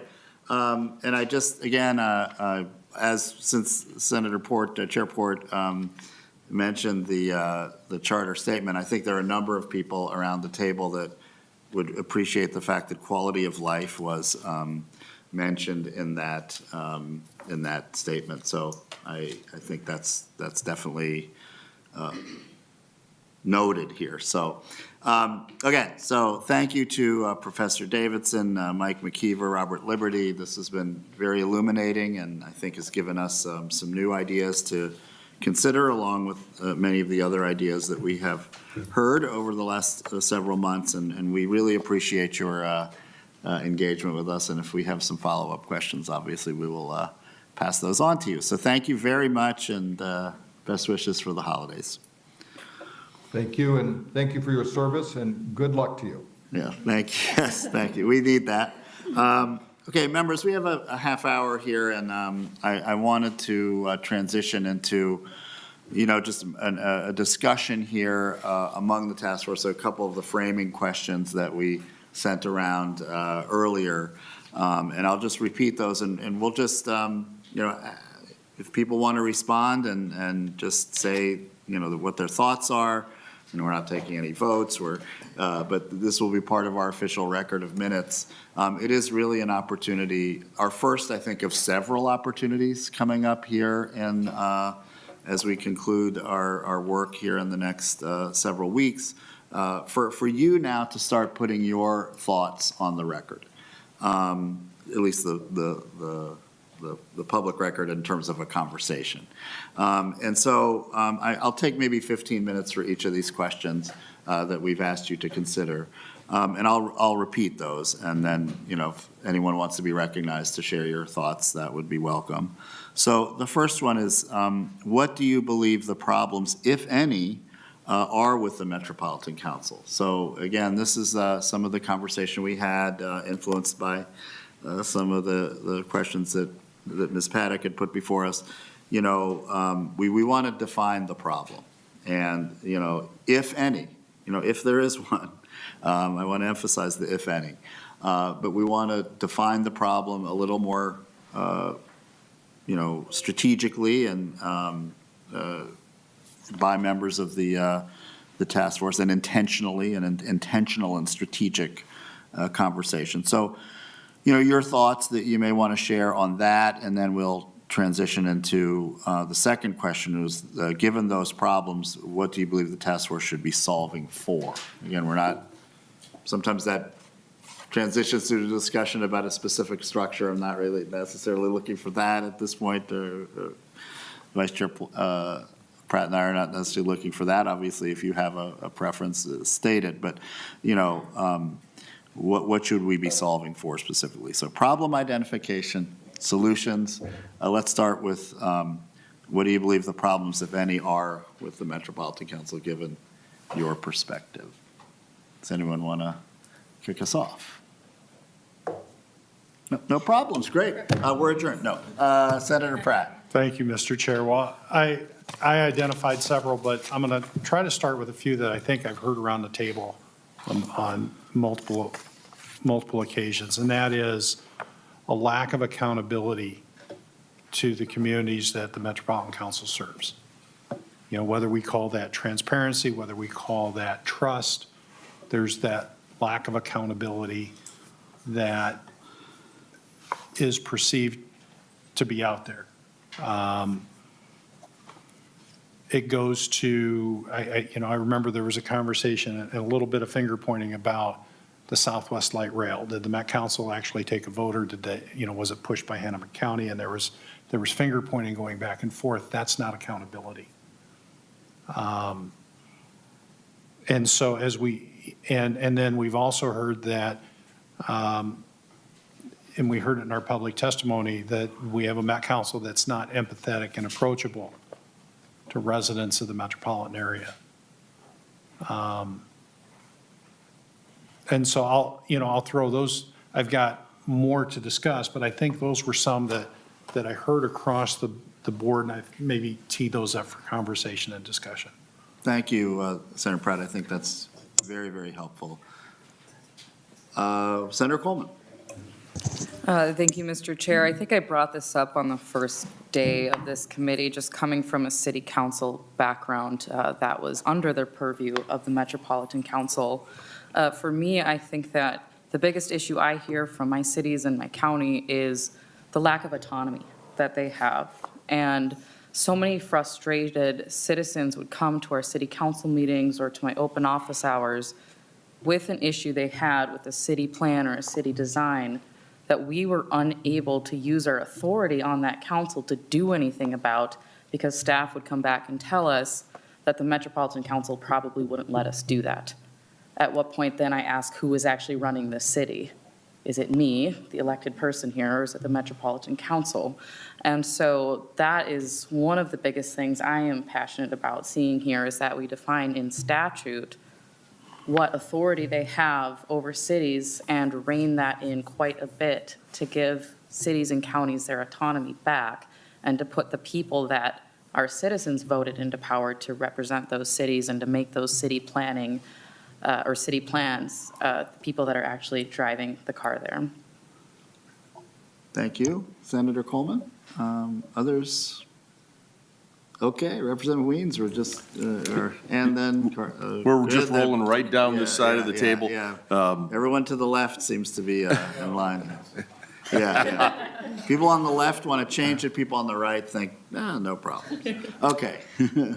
Not to be too repetitive, but echoing what my colleagues have said here on my right, I did a little shot chart, which I showed you last Friday from our first public engagement session, and the concepts that came up the most from the public there were regional vision, which I think that's probably a positive when you take a look at the Met Council developing a regional vision. Accountability was probably a negative, and that was like the second most commented thing. In a couple of different ways, it was trust, credibility, reputation of the Met Council by the populace was a detractor. There was one request, probably fits more into the, actions ahead, but the desire for an elected body so that there is, skin in the game for those folks that are on the board, the commissioners who are voting, they're connected back to the community. And I would just add that transparency and oversight, I think, all around are something that the citizens want more of. That's all. Thank you. Commissioner Bingham, anyone following Commissioner Bingham? Senator Port after Commissioner Bingham. Thank you, Mr. Chair. Clarifying question, if you don't mind. Representative Weens, was that sort of what you wrote in, or was that a summary of what others thought? That's my shot chart from what I heard from that public engagement session. Thank I you. was just doing little tick marks, these words or these concepts. Yeah. And I largely agree, but that's what I heard. It was a nice document. Representative Weens shared it with me at the meeting. Thanks. So we'll have Commissioner Bingham and followed by Senator Port. Thank you. And I don't know that there's much that I can add to my former colleagues and my House member here. But I would say that, again, the conversations that we have in the kitchen cabinet, meetings that we have with the counties is the lack of accountability, transparency, and the fact of, not having, being able to approach or maybe work with some of the issues that are not consistent, throughout the state, I guess, like not getting treated equitably throughout the state on issues of transportation and related to that side of it. I think this staff-driven area is a key component, I think, for counties. My question is there a desire from, maybe from the chairs, to have feedback from the counties on like what maybe we feel a resolution would be, or maybe some feedback of what we would like to see to address some of these problems, whether it's governance, anything like that, because I'm happy to provide that at the appropriate time. Yeah, and I'll answer that, and if Vice Chair Pratt wants to, chime in, I would welcome his comments too. The answer, of course, is absolutely yes. In St. Paul, we had, the first speaker was Commissioner Reinhardt, and she actually had, I think, a very prescriptive idea, or, I think just, spoiler alert, Council of Governments. If you want to, so we would certainly encourage individual county board members or county associations to, either weigh in person or in writing, with a position or a specific recommendation. That's your question? Yeah, because Mr. Chair, I mean, we meet very frequently, and yesterday we met and we had a very good conversation about some priorities we have for solutions and thoughts, and I would say that Commissioner Reinhardt, when she spoke, was very accurate in what the kitchen cabinet would be reflective of what we would support, among some other things. So when the commission feels it's appropriate, I would be more than happy to report or give an update on what kind of those thoughts are, but I just don't want to get ahead of it out of respect for the. I think this is what our public process over these, it's never officially ends, but, we're going to be taking public testimony up till the end. But, we have the series of meetings, and the last one's January 9th. So, we also know there's nuance within the counties, that not all counties may have the same set of recommendations or the same, probably similar, but, that, again, we'll I think it's up to the task force to just sort of weigh in all of these things. But, I think Commissioner Reinhardt was speaking, I think, primarily as a Ramsey County Commissioner, but may have been reflecting broader ideas too. So let's see. Yeah, so, okay, here's our list, and then for this question, and we do want to get to the second question too. So I am going to, we have Senator Port first, then Mayor Hovland, then Ms. Beckman, Senator Dibble, and Chair Cleavorn, and then we're going to probably need to go a few minutes overtime here today, just a heads up. So, I think everybody wants to talk, so we'll just keep going based on order of recognition. Senator Port.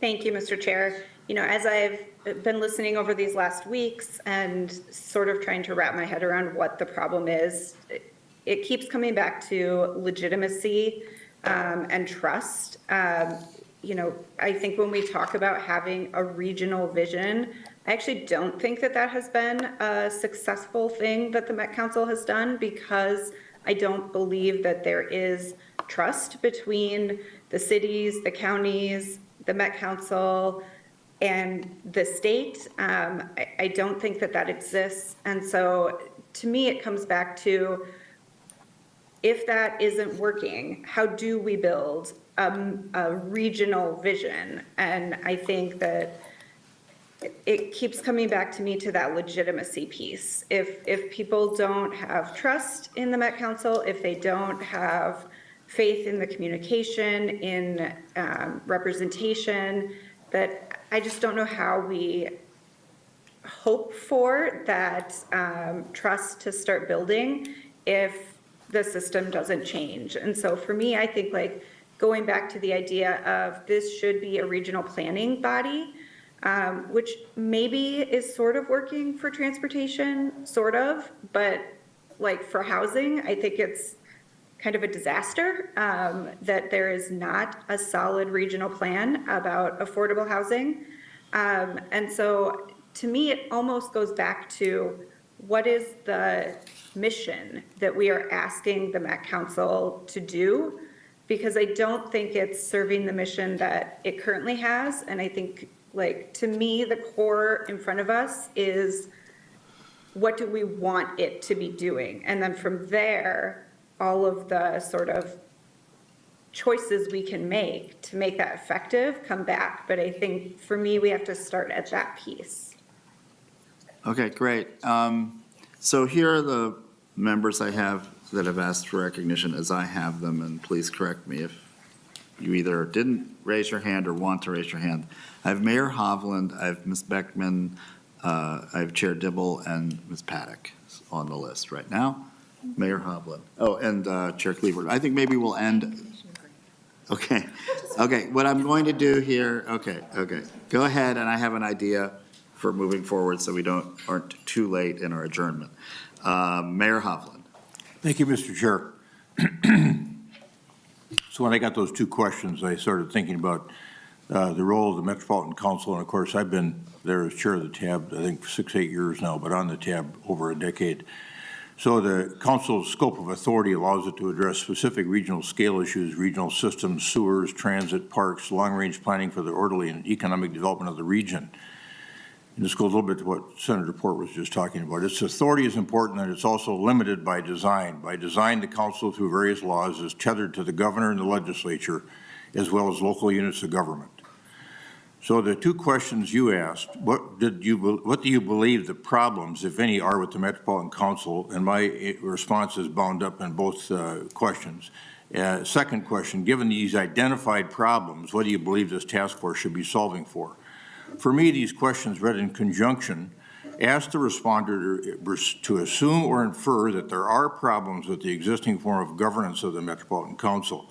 The second question seems to be particularly presumptive or suggestive of the notion that there are problems with the existing form of governance. So what are they, and what should we be solving for?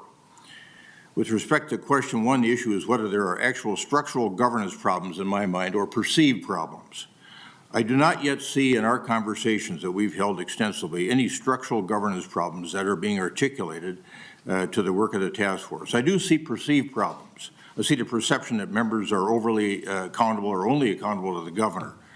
The perception that the Met Council is too staff-driven, mentioned today, a need for a higher level of engagement by local officials or community members in the selection process for members of the council, a need to increase transparency and accountability.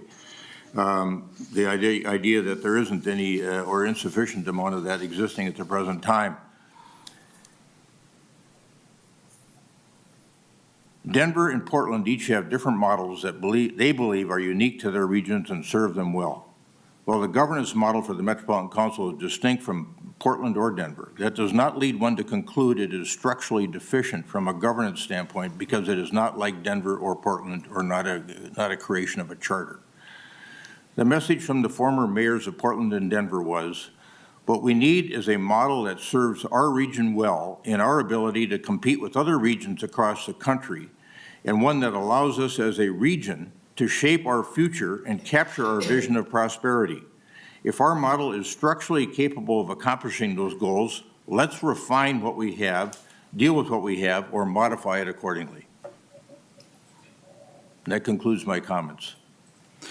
Thank you. I appreciate that, and you know, we were careful in framing these questions because we, wanted the if any is an important phrase, Mayor Hovland, and so, we if there is we have a very diverse set of perspectives on this task force, and so, we put out these possible structures. We know that our region is unique, but your perspective and the if any is that's why those two words were contained in the first question. So we appreciate your perspective on that. Okay, next we have Ms. Beckman. Thank you, Mr. Chair. One of the presenters said the phrase today, there's a weakness of the structural connection to the ground. And that really resonated with me, whether it's reality or perception. In some cases, perception is reality in our business, and there is a perceived, and it feels like a real weakness to the structural connection between the Met Council and the cities and the counties and the residents, as you pointed out, we heard loudly on Friday. I think today was the first time one of the presenters really made a persuasive case for one governance structure over the other. Previous presenters, seemed more factual, like this is what we're doing, but the presenters today, really what I heard was we should put to the voters that there should be a home rule charter created for the region, and we should have directly elected representatives that have some relationship to a COG, which I didn't quite understand, but we'll dig into later. And that, from those three men to sort of advance that was super interesting because it was the first time I had heard a persuasive argument for that. And kind of to Commissioner Bigham's request, I think I need to also hear a persuasive argument for a straight COG. Like, I haven't read Chair Pratt's legislation to understand that model as well. So I identify the problem as a weakness in the structural connection between the region and the local governments and the residency, but I don't know what the answer is yet. And I think I need to hear from maybe the counties and maybe Senator Pratt, you or somebody else to represent straight COG in future meetings to understand better the details of it and balance it against today's presentation.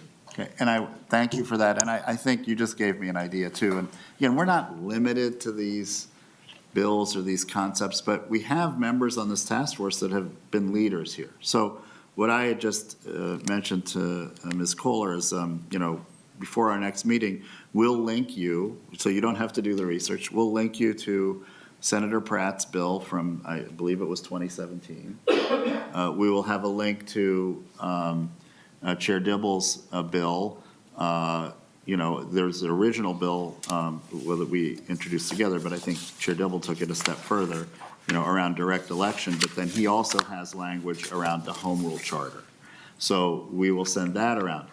Representative Kosnick has the latest version of staggered terms, and I think there is some accommodation in your bill for this new idea to have more empowering the local communities to do the nominating. I think that is in your bill.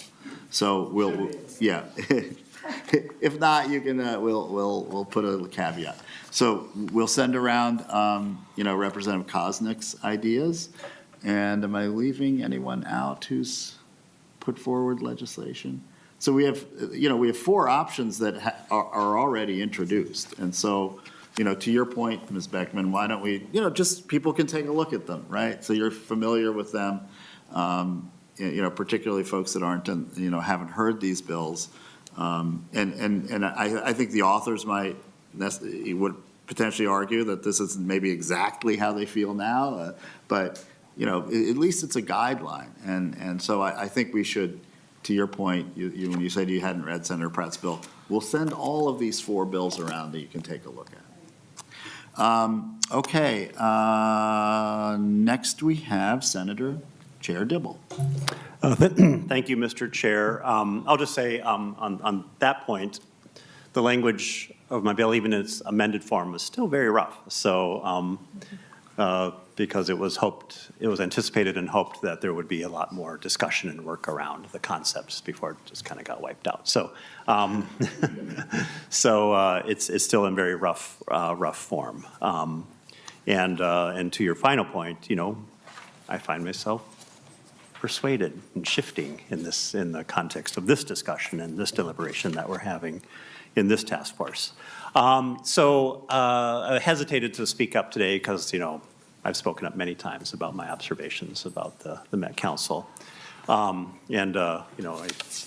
response to the homework was, 2.5 pages of text here, which is really just kind of specifying how I see some of the problems manifesting themselves. So I'll just step back and say, in terms of the larger observation, the umbrella under which a lot of this falls is what Mary Paddock speaks about a lot, and what a few others have mentioned, and that's the vision thing. And the Met Council cannot, under its current formation, really be the entity that creates a vision that is compelling and has legitimacy and buy-in, that's fashioned in a collaborative way that creates that kind of legitimacy and buy-in, as well as momentum to realize that vision. And that is, of course, because it is an entity that is almost entirely driven by professional bureaucracy, which by its nature cannot provide the political vision and rally and do the organizing and the uptake of that vision.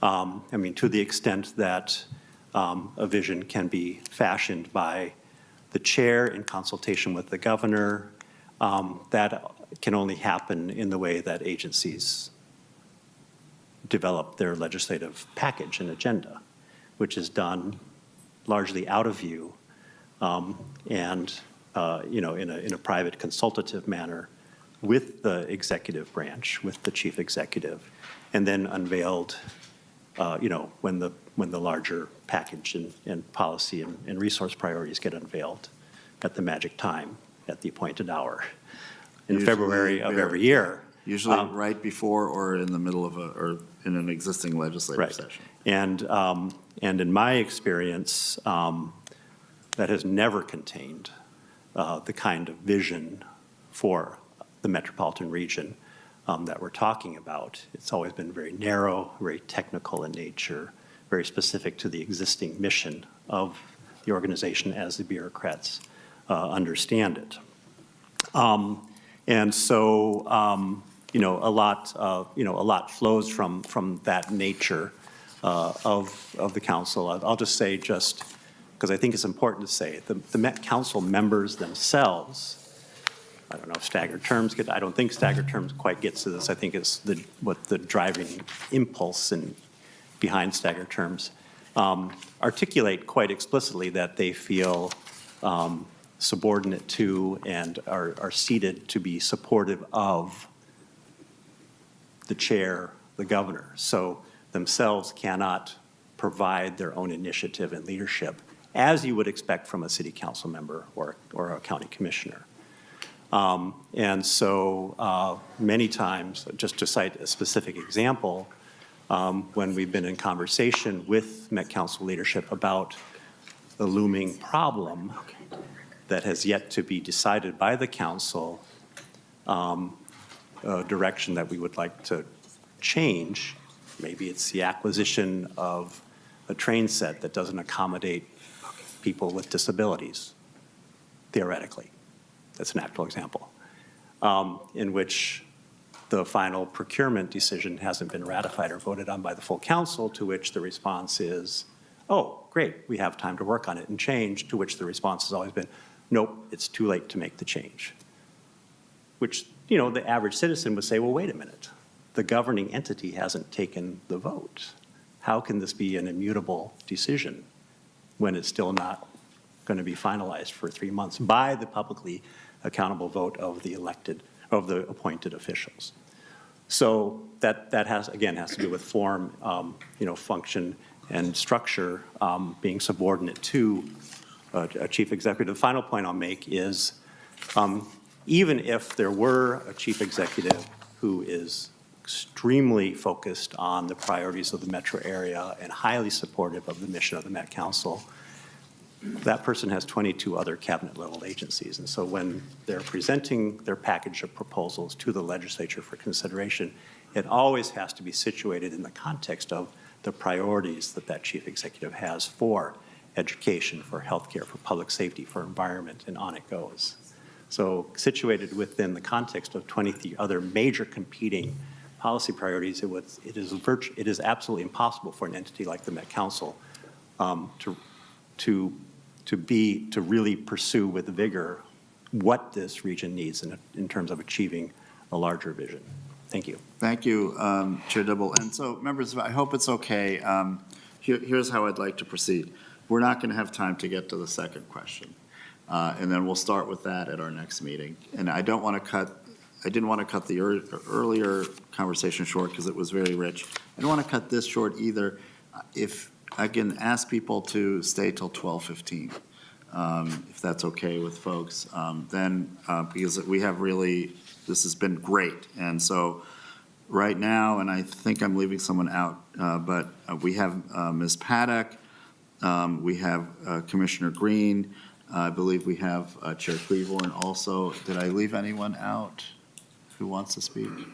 Okay, so let's hear from those three members, and then I'll just lay out kind of, and then I wanted to read comments that our township member, Jeff Reed, wanted me to share. He had to leave early, but he wanted me to just share his thoughts with you, which I will read, and then we will adjourn 12:15 or maybe earlier if we can.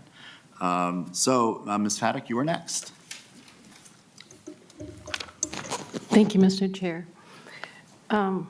I would diagnose the problem with 3 words: vision, accountability, and competence. With respect to vision, I think there is no vision. I think the Met Council runs a series of programs and tries to mesh them together. When you think of vision, you think of someplace you want to go, a goal, something that is inspiring, and that does not exist. The series of programs is developed not necessarily, as we're hearing today, with a lot of buy-in. The programs, their vision is a locus of dispute and controversy. So there isn't the buy-in that would be desirable. Secondly, with respect to accountability, I think of that as kind of going along with the lack of credibility and the lack of trust. And when you look at where the accountability lies, it seems to be divided into 3 areas. There's an accountability to the governor, There's an accountability that is taken on by the council members, and there's a staff accountability. And it's one versus the other. It's the staff versus the elected, I mean, not necessarily in terms of agreement, the three agreeing with each other, but who is actually responsible. If something isn't working, there's a lot of finger pointing, we didn't do it. It's mud. It's mud. And I think the lack, to get to the third item, the lack of vision and the lack of clear accountability has resulted, as we have seen, in taking a toll in competence. We've seen the Southwest LRT, the largest public works project in the history of the state, has been completely bungled. And we can't just set that off and say, oh, that's kind of an exception. That was huge. That's the biggest responsibility that we've ever given them. And we have to look at that and say, why did that happen? It went back to vision, and it went back to accountability. And that when you're lacking those two things, you can't be competent. And then I'm not as familiar as some people are about the housing situation with respect to the Met Council, but we've heard that that's not going very well either. So, is it broken? There's no vision. The accountability is muddled. Oh, and I also want to mention what I understood Commissioner Green to say a meeting or so ago, where she said, where are the results? We've done this. It should have propelled our metropolitan area into some sort of national prominence. We've got, look at the resources we have, look at the educational status we have, look at all the wealth of resources that we have. And where has the Met Council gone with it? Give it a C. Thank you. Thank you, Ms. Paddock. So next, I believe we have Commissioner Green, and then Chair Cleavorn. Thank you, Mr. Chair. I wanted to ask, will we be getting copies of what we all wrote? We can discuss that. I know that there were some procedural issues with the LCC on that. Just right now, it was meant or intended, and I shared with task force members that it was just for Rep. Hornstein and Senator Pratt. But certainly, if task force members are want to share theirs, they can let me know, and I'd be happy to share it. Thank you. I guess I'll just say to everybody, I'd be very interested in seeing everybody's because we're getting a summary in this conversation. Yeah. So I'm going to make sort of 2 points that I hope are somewhat additive. You know, I think a theme of today and a number of these meetings has been legitimacy. And really the Met Council having the credibility it needs to be the regional leader that we need them to be. And an underpinning of that to me is proportionality. And, you know, as we've heard before, that's an underpinning of a democratic, democratic society. You know, I see the sort of easiest way to get there as an elected Met Council. You know, there's a conversation around COGS, very interested in it. I think the devil's in the details, and I would want to avoid what Ms. Paddock just described as the continued mud of who is responsible, like how do we have accountability? So that would be my concern there. On the vision question, I want to emphasize something, and thank you, Ms. Paddock, also for the perfect lead-in. We've talked a lot about and heard a lot about the interaction with local governments and that sort of responsiveness and relationship, and is there collaboration at the local level? I think we should also make sure that we are assessing what we've lost by not having a vision that's bigger, that's looking at how our whole region can thrive. And that's where I think we've missed out on significant economic growth, and housing and transportation are two of the big issues in that. And so when we think of sort of the loss of the current status, our region is missing out. And so while things may be, projects may be getting done with some big asterisks, I have concerns that we assess the true losses of what our current governance structure is costing us. Additionally, changing the structure will address these other issues of expertise that we want a council to have in order to be a true manager of the staff and leader for the staff. We want them to have some amount of power so that when they engage with our governments and they're thinking about the region, they have some authority. And we want them to have accountability, of course, because that's how we can hold them and responsible and how they can gain some of their power. But all of these things interact, and the thing that I want to emphasize that might be a little bit new is this vision and the economic value of a vision, and then also the importance of proportionality to support legitimacy. Thank you. Thank you very much, Commissioner Green. Okay, I think we have Chair Cleaborn, and then I'm going to read some of the comments that Township Member Reed shared with us. Thank you, Mr. Chair. I just want to begin with honoring all of the comments that we've heard today. Each and every one of us comes to this with our own perspective, our own interactions, and our own feeling about what effective governance should or could look like. So I just want to preface my statements with that. I have been listening very intently to see if I could hear identifiable problems through our work so far.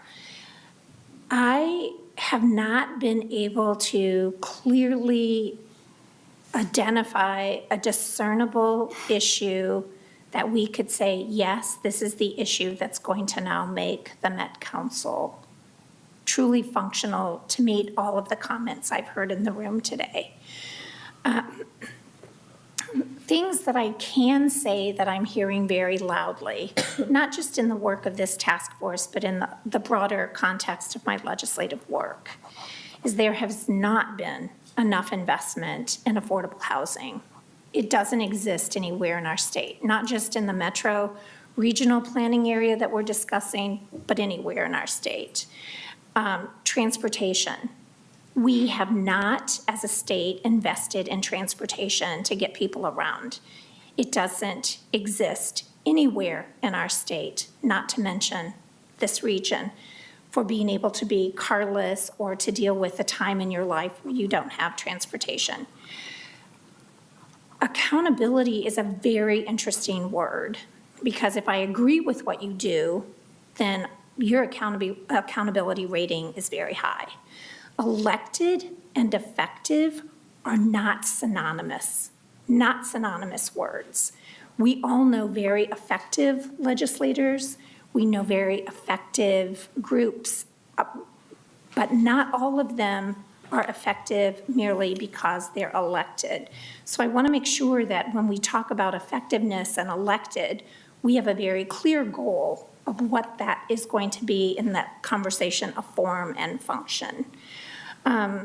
When we talk about proportionality, and I agree with you, we have to look at proportionality, but that also means that in my community, sometimes we get left behind. And when we look at the larger regional context. So when we look at how the activities are divided, some of us are not going to be happy. We're going to be left out. And that's not necessarily what I, as an elected, want for my community. So we have to be really careful about that as well.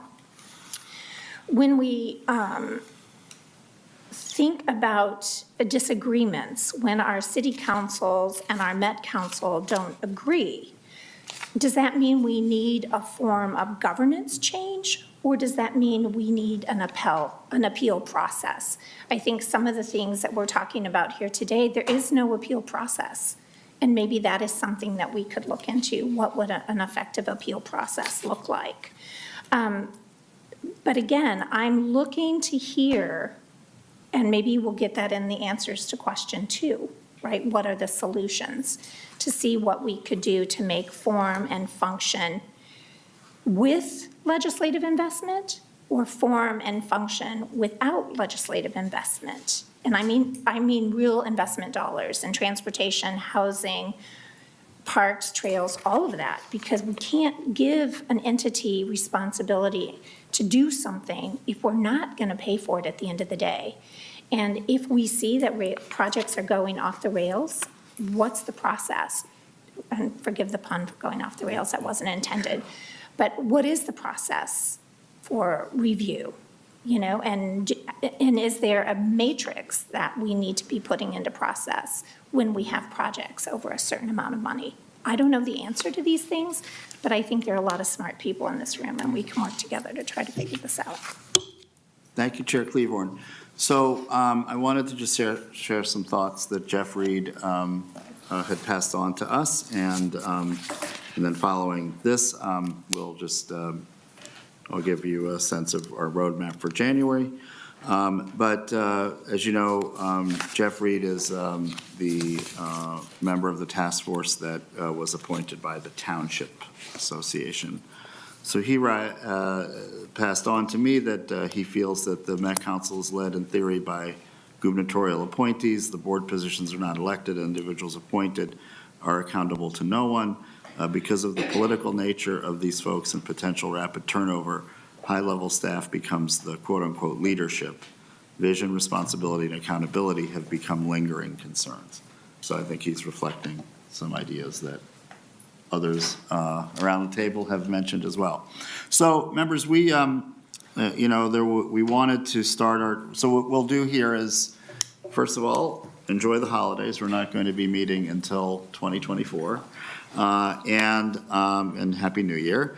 And so, but I want to we'll start our next meeting the first week of January with a conversation about, and this is really our work in January, right? And so the first question that we'll be discussing in this type of format among task force members is a key one, right? What are we solving for? Right, what are we solving for? We have had a round robin here the last 45 minutes where people, I think, were very clear and helpful in terms of, defining problems. So now that we've defined those problems, we're going to get to the business of what are we solving for. We'll also conclude our public discussion and then really in our successive meetings, which are scheduled for January, we will start the process of developing recommendations for a report, which is required in our statute, and that's going to be really critical. Anyone from the public here that wants to testify? We did not get any advance notice, so I assume no one here is here from the public. And then finally, we have in our packet, your packet, Les Everett and Matthew Bruns have offered written comments to the task force.